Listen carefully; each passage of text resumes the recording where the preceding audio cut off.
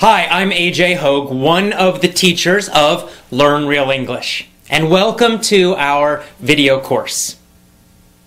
Now, let's get started with rule number one, or secret number one.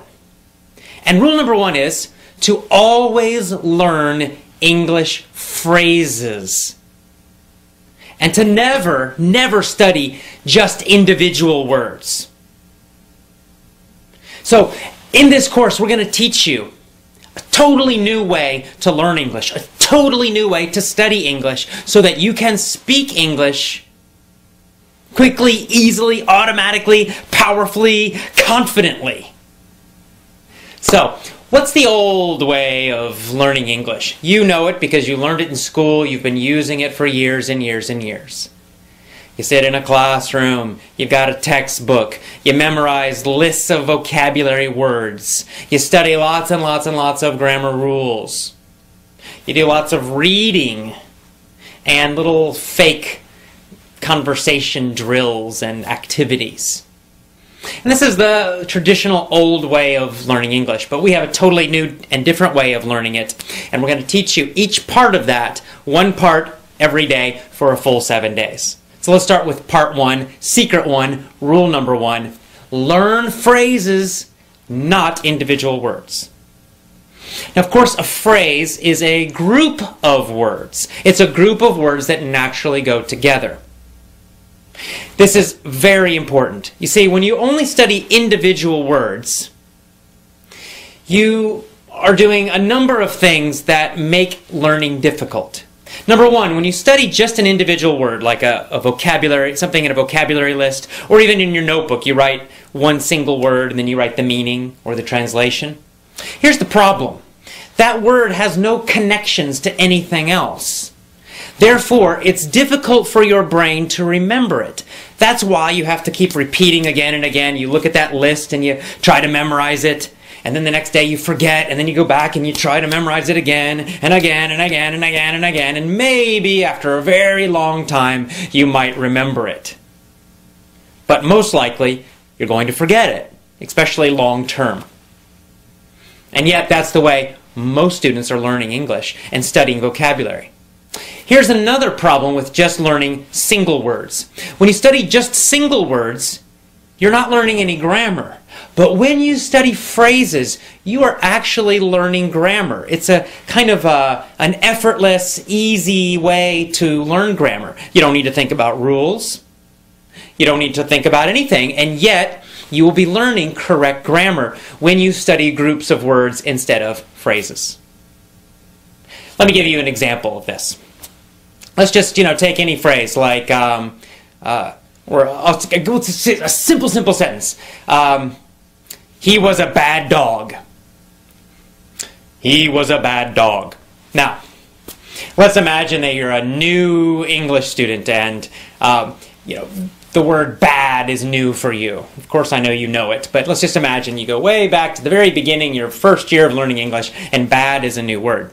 Now, the normal way of studying that, you would write it down, bad, it would be in a little, a list, and then you would study, bad means not good, bad means not good. You'd probably translate it to your own language.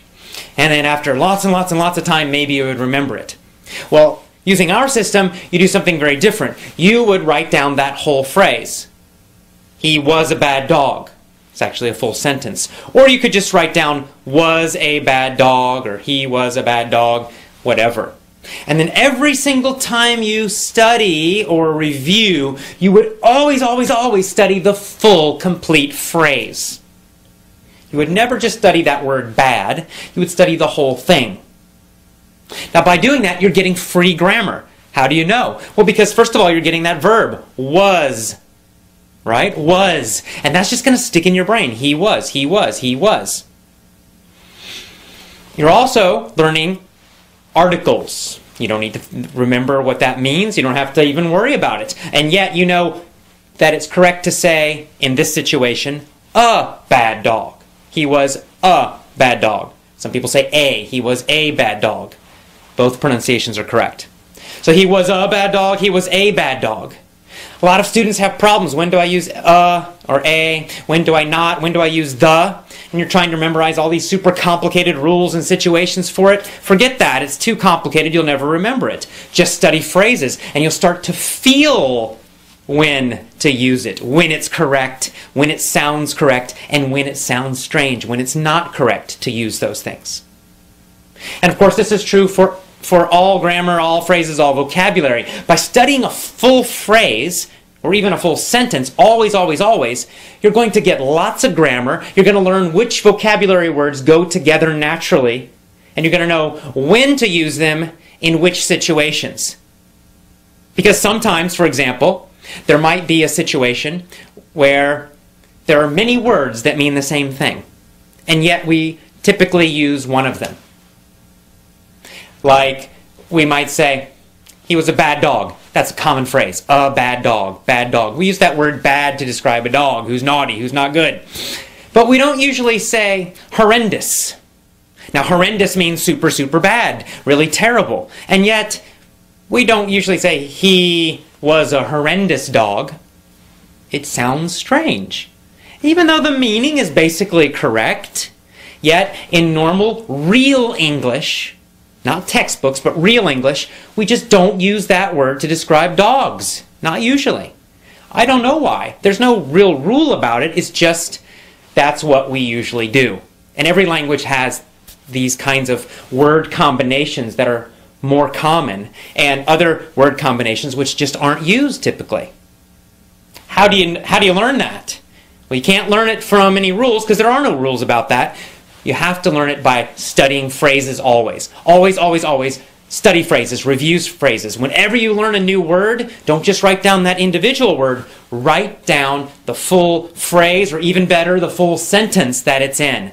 Always include the words that are around it. This is going to help you improve your English speaking ability much, much, much faster. Even better, when you write down the phrase, also write down where the phrase came from to remind yourself of the whole situation. So you might, let's say you find a new word in a newspaper article. Well, first of all, let's say the word horrendous. You're reading a newspaper article, or you're listening to the radio, you hear that word horrendous. That's new, what is that? And you write it down. But you're not going to write down just that single word, you're going to write down the whole phrase that it was in. And then you're also going to make a note, you're going to put down, this came from a newspaper article about the economy. And this is going to trigger you, it's going to remind you, give you a memory cue, a memory reminder of the full situation. So now you're not only getting just this single word, you're getting the full phrase or sentence that it's in, and you're also reminding yourself where that sentence came from. What was the general topic? What was the general situation? And in this way, you're getting a lot of extra grammar, which you're learning unconsciously, easily. You don't have to think about it, but you're learning it anyway. Your brain is learning it, even though you might not know that. And you're also learning when certain phrases and certain words are used and when they're not used. You're learning which situations it's used or they are used in, and you'll of course know that in other situations you don't use it. Because as you learn more and more and more phrases, you begin to get this feeling of correctness, and you begin to know when to use certain words, how to use them, and you're also how to use the grammar correctly as well. This is so important. It's such a simple, simple little secret, a simple little trick, a simple little rule, and yet it can totally change the way you speak English and learn English. It's very, very important. So never, never, never study just an individual word, one word. Always study the phrase or the sentence, and always, always, always make a note where it came from. And you want those phrases and sentences to come from real English, which we'll talk about more later, not from textbooks. Here's another advantage of studying phrases and full sentences and always knowing the situation that they came from. Phrasal verbs. You guys know about them. You know all about phrasal verbs. They're a frustration for so many students, right? To be knocked out or knocked up have totally different meanings, right? Knocked out is a phrasal verb. It's a two-word verb. It's a verb phrase. And to be knocked out means to, like, it's like in boxing or sports. You get hit and you go, it's like you're asleep, right? Boom, knocked out on the floor. To be knocked up means to become pregnant. And we use that for women. Now, there's no way if you just look at the individual words to know the meaning. Right? Knocked out, knocked up. It's not logical. You just have to learn each one individually. But if you just try to study lists and lists and lists of phrasal verbs, you're going to become very confused. You'll start confusing one with the other. You're going to forget. And it's horrible, and you don't want to do that. It's not effective. It doesn't work.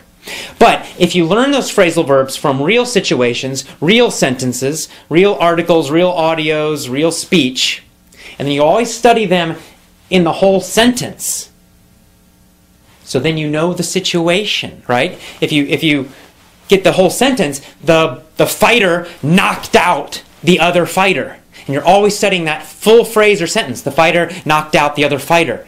You're going to just naturally know. You got that word fighter in there. Helps you to remember the situation. And it helps you to remember the meaning of that phrase, knocked out. Or you could say, the woman got knocked up by her boyfriend. Right? So now you're like, oh yeah, boyfriend. It gives you a clue, gives you an idea of the meaning of that phrase. And you'll know that you always use that phrase in situations that describe pregnancy. This is much better than studying lists and lists and lists of phrasal verbs. So, what's our first rule? What's our first secret? Always, always, always study phrases, groups of words. Always write down a note about where the phrase came from to remind you of the situation. And no more, never again, study just individual words. And that's all. That is powerful secret number one, rule number one for learning to speak fantastic, amazing English. Start using this rule immediately today. Okay? We'll see you tomorrow for rule 2. Bye-bye.